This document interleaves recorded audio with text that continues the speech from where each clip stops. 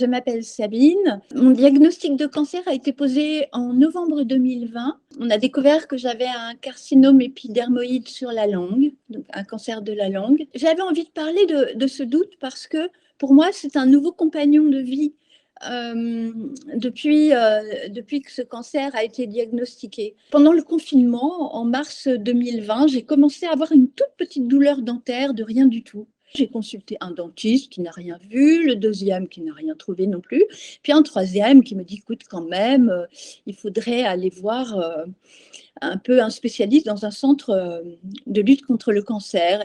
Et là, il y a un point d'interrogation qui s'est éclairé en réalité et avec lequel je vis depuis.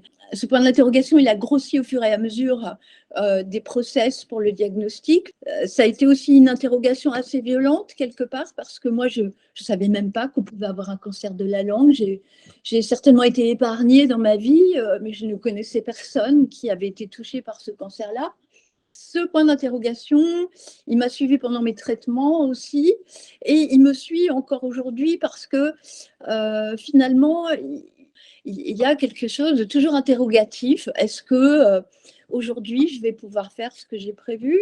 Est-ce que je peux faire des projets à moyen long terme? Est-ce que toutes sortes de questions que je ne me posais pas forcément auparavant ou que j'avais décidé de bien occulter en tous les cas.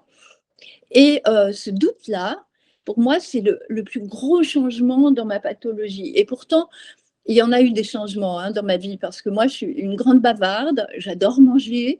Et pendant plusieurs mois, je pouvais difficilement parler correctement. Je n'ai pas pu manger grand-chose pendant très longtemps. Ça a remis en cause beaucoup de choses. Mais cette maladie, ce qu'elle a le plus bousculé, c'est cette interrogation permanente. Alors au début, je trouvais que c'était une interrogation qui était un peu mortifère quelque part. Je me disais, est-ce que je vais survivre? Comment ça va se passer, etc.